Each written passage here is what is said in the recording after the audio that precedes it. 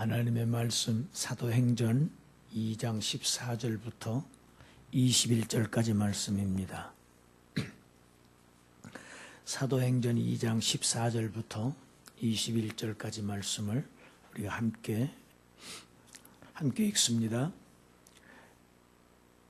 베드로가 11 사도와 함께 서서 소리를 높여 이르되 유대인들과 예루살렘에 사는 모든 사람들아, 이 일을 너희로 알게 할 것이니 내 말에 귀를 기울이라. 때가 제3신이 너희 생각과 같이 이 사람 그들이 예언할 것이요, 또 내가 위로 하늘에서는 기사를, 아래로 땅에서는 징조를 베풀리니 곧 피와 불과 연기로다.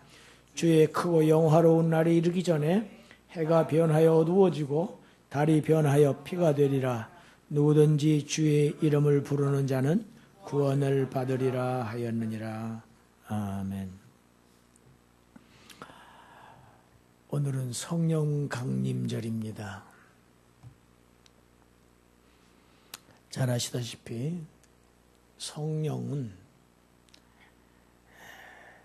창조주이신 하나님의 그 영을 거룩하시기 때문에 성령이라고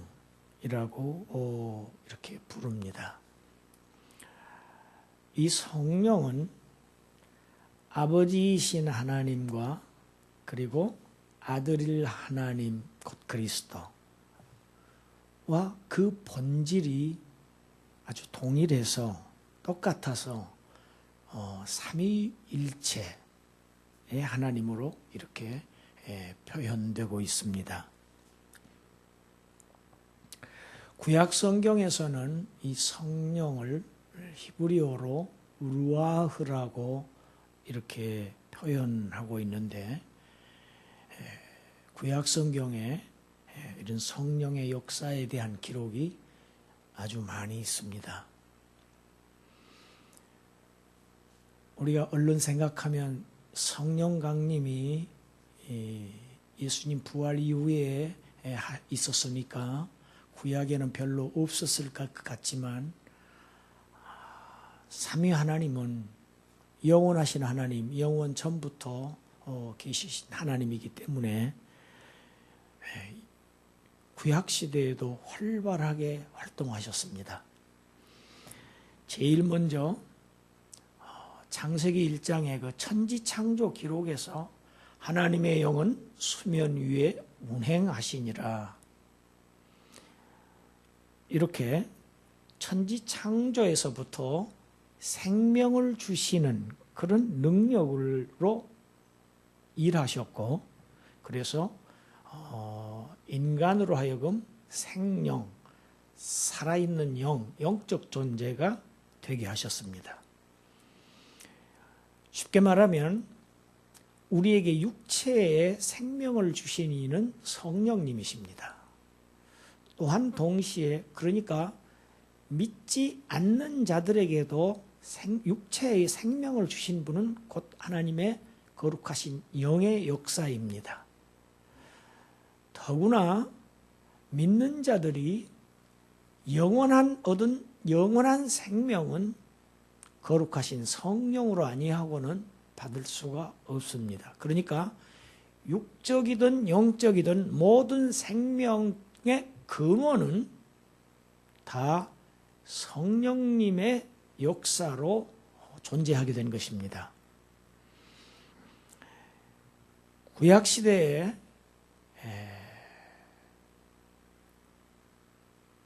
우리가 아는 선지자들, 그리고 사사시대의 그 15, 6명의 사사들, 왕들, 제사장들, 그 외에도 특정한 사람들에게 하나님의 영이 부어졌습니다. 그래서 그들로 하여금 특별한 은사를 가지고 능력을 받아서 하나님의 일을 수행한 기록들이 구약 성경에 수없이 기록되어 있습니다. 그 거룩하신 하나님의 영께서, 그리스도께서 성육신 하실 때에 적극적으로 개입하셨습니다. 그래서 그리스도가 인성을 입으실 때 처녀의 몸속에서 잉태되는 순간부터 성령의 역사하셨습니다. 출생하신 것도 성령의 역사입니다. 그리고 그의 공생의 전 기간이 시작한 시점, 마태복음 4장에 나오는 광야에서 마귀에게 시험을 받는 그 장면부터 성령의 인도하심을 받아서 성자, 인자께서 하나님의 사역을 이 땅에서 수행하셨습니다. 말할 것 없이 그리스도의 사역의 절정이라고 할 수 있는 십자가의 사역과 부활과 승천까지 그리스도 사역은 어느 하나도 성령의 역사가 없이 성자 예수님의 단독적인 사역이 없음을 우리는 성경을 통해서 알 수 있습니다. 그리고 우리 주님께서 우리가 잘 아시듯이 이 세상을 떠나실 때 내가 떠나면 성령을 너희에게 보내서 모든 내 아의 제자들인 너희와 함께 있게 하시겠다. 그리고 너희를 가르치고 인도하고 그렇게 해서 너희들로 하여금 그 성령께서 나를 증거함으로써, 성령은 자기 자신을 증거하시지 않습니다. 성자께서 자신을 증거하시지 않고 나타내시지 않고 성부를 증거하셨듯이 성령께서도 자신을 증거하시지 않고 성자를 증거하십니다. 이것이 삼위일체 하나님의 사역의 방식이고 아름다운 모습입니다. 그가 나를 증거할 것이다. 이렇게 말씀하셨습니다. 십자가의 사역을 십자가에서 희생하시고 부활하시고 바로 승천하신 것이 아니고 지상에서 40일 동안을 머무신 기록이 사도행전 1장에 나옵니다. 1장 3절에 나오죠. 40일 동안을 제자들과 함께 계셨던 이유는 하나님 나라의 일을 말씀하시기 위해서였다고 기록하고 있습니다. 천국에 대해서 제자들에게 더 확고하게 천국 사상을 심어주시고 승천하시기 직전에 이렇게 말씀하십니다. 그것이 사도행전 1장 8절의 말씀인데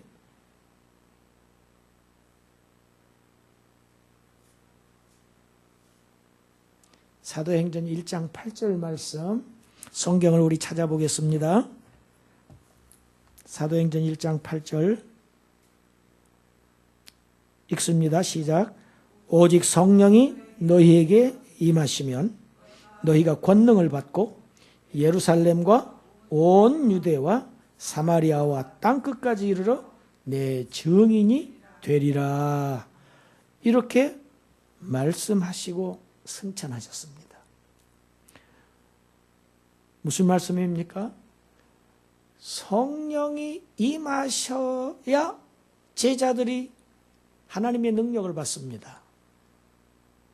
하나님의 능력을 받아야만 제자로서의 사명을 감당할 수 있다는 것입니다. 그래서 온 유대, 예루살렘, 사마리아, 심지어 땅끝까지 예수 그리스도를 증거하는 증인으로서의 사역을 잘 감당할 수 있다. 이렇게 말씀하셨어요. 그러니까 지상에 성령이 강림하신 그 목적은 복음의 전파입니다. 땅끝까지 복음 전파를 위해서 그 능력을 주시기 위해서 강림하신 것입니다. 이 말씀이 예수님의 이 사도행전 1장 8절에서 성령 강림을 예언하신 이 말씀이 성취된 것이 바로 오순절 역사지요. 제자들이 오순절 날에 유대인의 절기로서는 77절이죠. 그 77절에 한 곳에 한 집안에 모여 있습니다. 그런데 갑자기 하늘로부터 급하고 아주 강한 바람 같은 소리가 그 온 집안에 가득 찹니다. 굉장한 큰 소리였겠죠. 큰 바람 같은 소리가 그들이 머물고 있던 집안에 마가의 다락방이라고 전해지고 있습니다만 이 집안에 이렇게 울려 퍼지니까 얼마나 크게 들리겠습니까? 그리고 마치 불과 같이 갈라지는 혀들이 사도들 각자 한 사람 한 사람 위에 하나씩 머물러 있는 광경을 보게 됩니다. 불이 갈라지듯이, 불이 헐헐 타오르면 갈라지듯이 그런 모습의 혀들이 보인 겁니다. 불이 보인 것이 아닙니다. 불과 같이 갈라진 혀들이 보인 것입니다. 혀에는 혀가 나타난 것이죠. 굉장한 상징적인 의미가 있습니다. 그랬더니 그들이 다 성령의 충만함을 받아서 이제부터는 이상한 일을 하기 시작합니다. 각 지방의 그 방언대로, 언어로 하나님의 큰 일, 즉 예수 그리스도께서 이루신 예수 그리스도의 복음을 전하는 이런 놀라운 광경이 벌어집니다. 그러니까 갈릴리 사람들이죠.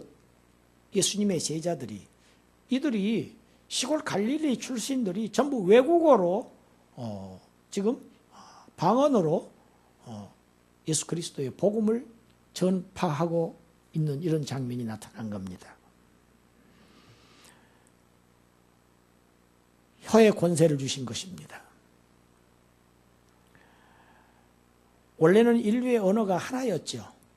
구음이 하나였다고 창세기에 기록되어 있습니다.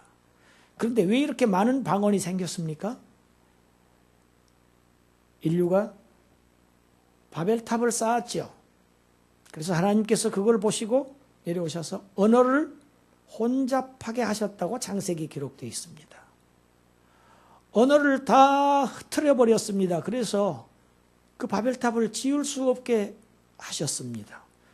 공사를 하는 사람들이 말이 통하지가 않지요. 죄의 결과로 하나님을 대항하는 인류의 이 죄에 대한 정죄로 방언이 생겨났는데 그것을 다시 회복하는 역사가 오순절에 일어난 것입니다.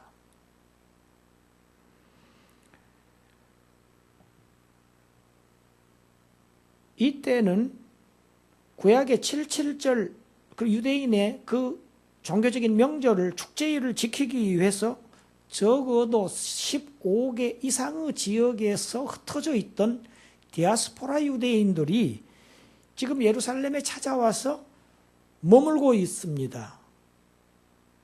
그러한 때였습니다. 그런데 이 사람들이 자기들의 거주하던 그 현지의 언어로 이 갈릴리 출신의 이 제자들이 예수 그리스도의 십자가의 복음과 부활을 증언하는 이 놀라운 광경을 목도하고 이것이 과연 어떻게 된 일인가 하고 깜짝 놀라고 있는 장면이 사도행전 1장입니다. 반면에 이 복음을 못 알아듣는 일부 사람들은 사도들을 보고 새 술에 취했다고 조롱했습니다.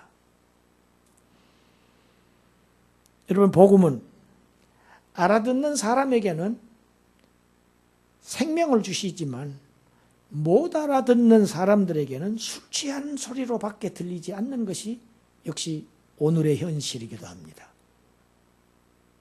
맹랑한 소리로 들립니다. 취중담으로 헛소리로 들립니다. 교회가 시작되던 시점에도 오늘에도 이것은 인류 역사의 끝까지도 이 현상은 동일하게 나타납니다.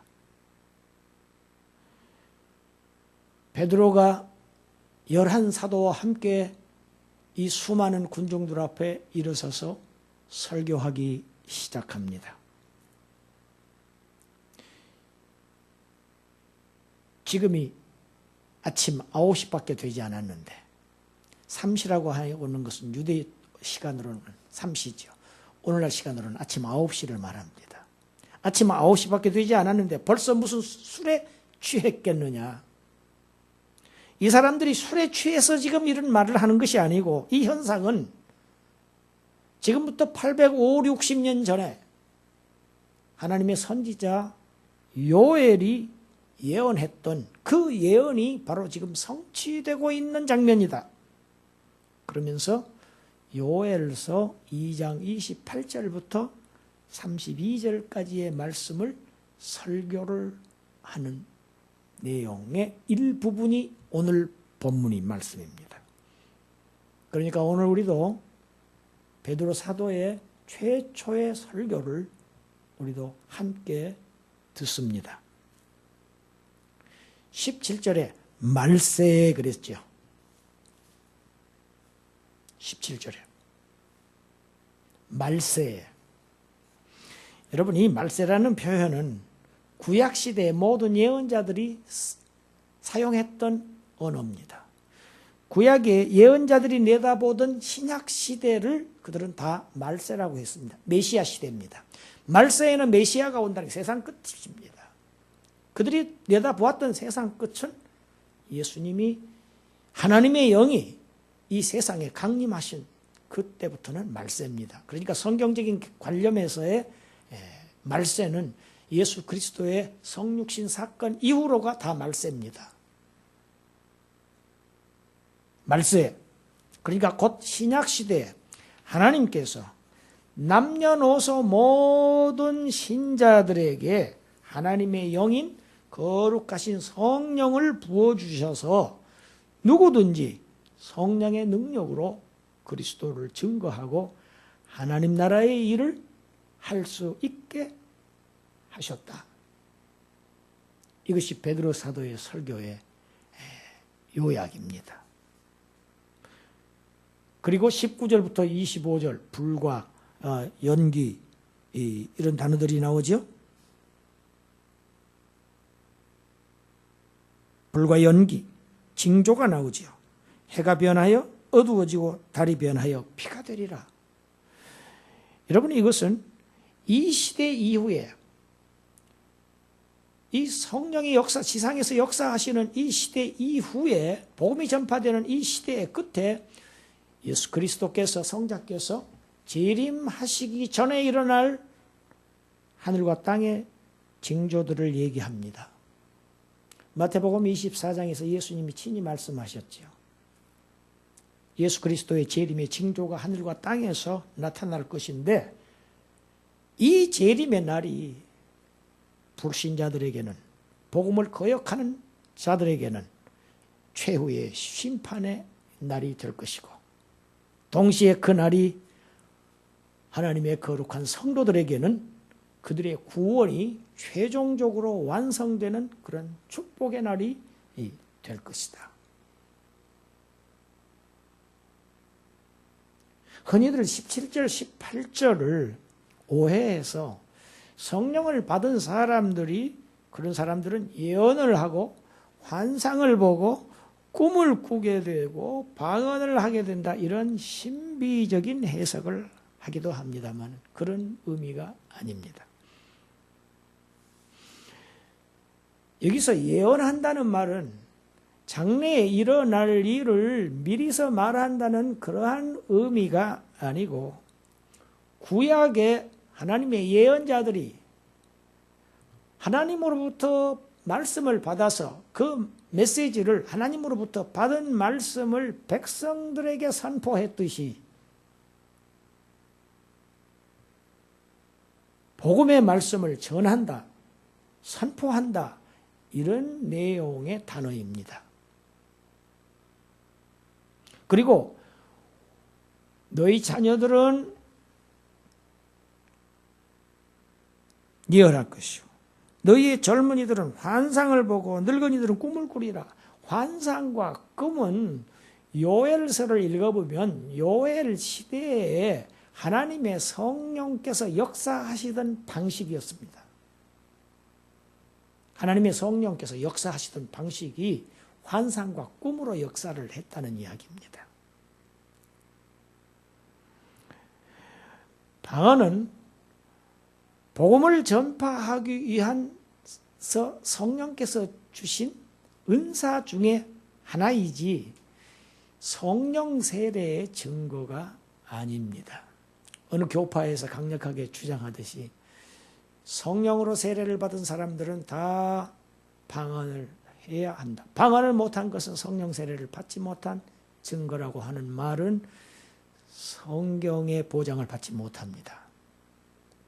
다시 말하면, 오늘 본문은 다시 말하면 구약시대에는 특정한 일부 소수의 사람들에게만 하나님의 성령이 역사하셔서 부어주셔서 하나님의 사역을 했지만 이제는 땅끝 예수 그리스도께서 십자가에서 구속사역을 완성하신 이후로 그 하나님 나라의 복음이 하나님 나라가 지상에 완전히 다 퍼져야 땅끝까지 퍼질 일을 위해서 전파되게 하기 위해서 하나님의 성령께서 강력하게 지상에서 임재하셔서 역사하신다.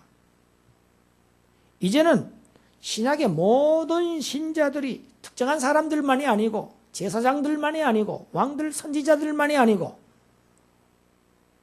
구속함을 받은 모든 신자들에게 하나님께서 성령을 물붓듯이 부어주셨다. 이런 성령의 보편성을 강조합니다. 그러니까 오순절 사건은 성령의 지상강림, 보편화입니다. 특정한 이에게만 하나님의 영이 임하시지 않는다는 이야기입니다. 누구든지 이제는 신약의 신자들은 부어주신 성령의 그 능력을 힘입어서 의지해서 땅 끝까지 복음을 전파할 수 있게 하셨다는 것입니다. 성령을 부어주셨다. 이런 표현이 있습니다. 성령으로 세례를 베푼다. 그런데 왜 이것을 성령 세례라고 하느냐? 성령 부어주신 것을 왜 세례라는 표현을 쓰느냐? 물을 부어주는 세례를 물세례라고 표현했듯이 성령을 한량없이 부어주셨다는 의미에서 성령 세례라고들 쉽게 요약해서 그냥 단어를 줄여서 말하지만 성령 세례라는 단어는 사실은 성경에는 없는 단어입니다. 성령으로 세례를 베푸셨다는 것이 정확한 표현입니다. 세례 요한이 그렇게 말하죠. 나는 너희들에게 물로 세례를 베풀지만 내 뒤에 오시는 이는 성령으로 너희에게 세례를 베푸실 것이다. 예수 그리스도께서 성령을 보내주실 것을 이미 세례 요한이 얘기를 했고 사도 바울도 고린도전서 12장 3절에서 오직 성령의 역사를 통해서만 예수를 그리스도로 믿고 하나님을 믿을 수 있다 이렇게 말을 했고 모든 신자들은 다 성령으로 세례를 받아서 교회의 일원이 되었다고 말합니다. 고린도전서 12장 3절과 13절을 우리가 연속해서 읽어보겠습니다. 그러므로 내가 너희에게 알리노니 하나님의 영으로 말하는 자는 누구든지 예수를 저주할 자라 하지 아니하고 또 성령으로 아니하고는 누구든지 예수를 주시라 할 수 없느니라. 성령으로 아니하고는 성령의 역사가 아니고는 예수를 믿을 수가 없습니다. 예수를 주라고 예수를 하나님으로 믿을 수 없어요. 예수를 주시라 할 수 없느니라. 13절 같이 읽습니다. 우리가 유대인이나 헬라인이나 종이나 자유인이나 다 한 성령으로 세례를 받아 한 몸이 되었고 또 다 한 성령을 마시게 하셨느니라. 특정한 사람의 전유물이 아니라는 이야기입니다. 여러분 이 바울의 이 메시지는 고린도 교회 성도들에게 전한 메시지입니다. 아시다시피 고린도 교회가 얼마나 세속적인 교회였습니까? 말썽이 많은 교회였습니다. 저는 가끔 그런 얘기를 합니다. 코린토스 교회는 정말 오늘날의 코리아 교회하고 참 많이 용어부터 닮아 있다. 많은 세상의 물결들이 교회 안에 흘러 들어왔습니다. 세속주의적인 교회입니다. 그렇지만은 그럼에도 불구하고 사도 바울은 고린도 교회를 하나님의 교회라고 일컬었습니다. 하나님께서 세우신 교회입니다. 지상에 있는 교회는 어느 교회 하나도 완전한 교회는 있을 수 없습니다. 다 죄인들이 와서 지금 현재 하나님 나라를 향해서 지금 지어져 가고 있는 건축물에 불과합니다. 공사 중입니다. 천상의 교회와 이것이 다릅니다. 고린도 교회 성도들 너희들은 우리는 유대인이 됐든지 헬라인이 됐든지 민족과 관계없이 종이든지 자유인이든지 신분에 관계없이 남녀노소 신분 소속되어 있는 나라에 관계없이 다 한 성령으로 같이 합시다. 한 성령으로 세례를 받아 한 몸이 되었고 교회를 이루었다는 얘기입니다. 교회의 일원이 되었다는 얘기입니다. 이미 한 성령으로 세례를 받았다고 합니다. 일부에서 얘기하는 것처럼 중생한 사람도 성령 세례를 다시 받아야 한다. 그래야 힘있게 사역을 한다. 이것은 모르는 이야기입니다. 성경을 잘 못 본 얘기입니다. 성령 세례와 성령 충만은 다릅니다. 성령 세례를 다 받았다. 고린도 교회 성도들아, 너희들이 왜 그것을 알지 못하느냐? 성령의 부어주심을 받았기 때문에 너희들이 지금 부족하지만 고린도 교회의 일원이 멤버가 되었다. 그러니까 이제는 성령의 지도하심을 받아야 될 때인데 왜 안타깝게도 그렇게 아직도 세속적인 삶을 살고 있느냐? 교회 안에서도 그런 생활을 하고 있느냐? 이 안타까움을 전한 것이 고린도 전서입니다. 성령으로 부어주심을 받았다. 성령으로 세례를 받았다고 해서 다 성령 충만한 것은 아닙니다. 오늘날의 교회도 우리도 똑같습니다. 그래서 성령으로 세례를 받은 자들은 쉽게 중생한 자들은 하나님의 자녀가 된 자들은 다 성령 충만함을 구해야 한다고 성경은 말하고 있습니다. 그렇게 해서 성령의 열매를 맺는 삶을 살아야 한다고 성경은 강조합니다. 오늘 본문에도 마찬가지입니다. 사도들이 성령으로 지금 하나님께서 부어주신 결과로 성령으로 충만해져서 방언을 하게 된 것입니다.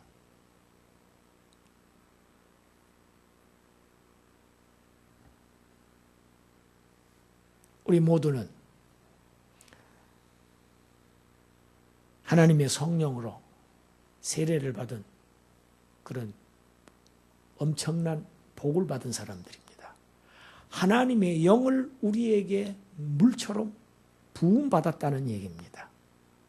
그래서 성령께서 지금 우리와 함께 내주하고 계십니다. 성도들과 함께 계십니다. 성자께서는 인성을 가지셨기 때문에 지상에 십자가 사역을 위해서 인성을 입으셨지요. 그리고 더 이상 계시면은 성도들에게 유익하지가 않습니다. 왜? 인성은 한계가 있을 수밖에 없기 때문입니다. 그래서 내가 떠나가는 것이 너희에게 오히려 유익하다는 말씀이 그 말씀이에요. 하나님의 성령은 영이시기 때문에 이제 편재하십니다. 어디에나 계십니다. 전능하신 성령께서는 어느 곳, 어디에서나 다 함께 계셔요. 그래서 우리와 함께 계신 이 하나님의 거룩하신 성령께서 우리를 오늘 또 말씀을 가르쳐서 깨닫게 하시고 우리를 시초에는 예수를 믿을 수 있게 하시고 믿음을 우리에게 허락하시고 하나님을 아버지라고 부를 수 있게 하시고 오늘 또 성령 안에서 하나님을 예배할 수 있게 하십니다. 지난주 우리가 성령 안에서의 예배를 말씀드렸죠. 진리 안에서 진리로 예배드리는 성령 안에서의 예배가 아니면은 예배가 드려질 수 없기 때문입니다. 신자의 생애는 예배하는 생애입니다. 그런 신자의 생애를 이제 하나님 나라에 도달할 때까지 우리를 이끌기 위해서, 인도하시기 위해서 성령께서 임하신 것입니다. 눈에는 보이지 않지만 성령께서 우리와 함께 하고 계십니다. 이 성령의 임재를 성도들은 늘 항상 생각하며 느끼며 인식하며 살아야 합니다. 이것을 인식하지 못하는 것이 매우 큰 손해이고 문제입니다. 하나님의 영이 지금 나와 함께 하고 계신다. 세상 끝날까지 우리와 함께 계시겠다고 약속하셨죠. 예수님께서 떠나실 때 성령으로 우리와 함께 하시겠다는 뜻입니다. 그것이 오순절의 시작이 되어서 지금 그런 상황 하에 있다는 것입니다. 오늘도 우리가 하나님 앞에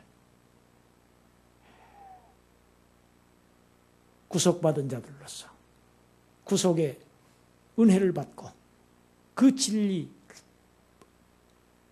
은혜를 입은 자들이 성령 안에서 그 성령의 그 은혜에 참여한 바 되어서 하나님을, 성령을 양자의 영이라고도 부르죠. 성경에는 성령을 부르는 이름이 수도 없이 많습니다. 하나님의 영, 진리의 영, 하나님의 신, 그리스도의 영, 아들의 영, 양자의 영, 성령의 이름은, 호칭은 헤아릴 수 없이 많습니다. 그 말은 성령께서 하시는 사역이, 일이 정말 수없이 많다는 것을 의미합니다. 그 이름마다 성령의 사역을 나타내는 이름이죠. 우리가 하나님을 지금도 아버지라고 부를 수 있게 된 것이 양자의 영이신 성령의 우리가 받았기 때문에, 부어주신 성령을 받았기 때문에 하나님을 아버지라고 부를 수 있는 것입니다. 이 축복을, 성령의 부어주심을 받은 저와 여러분, 우리 교회 이 성령의 충만하심을 받아서 이제 성령의 능력으로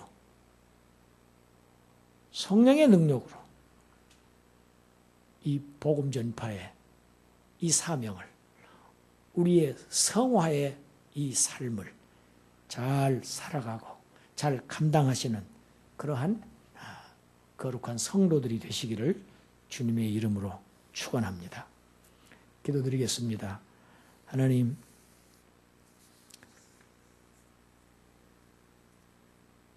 구약 성도들이 받지 못했던 이런 놀라운 은혜를, 축복을 오순절날에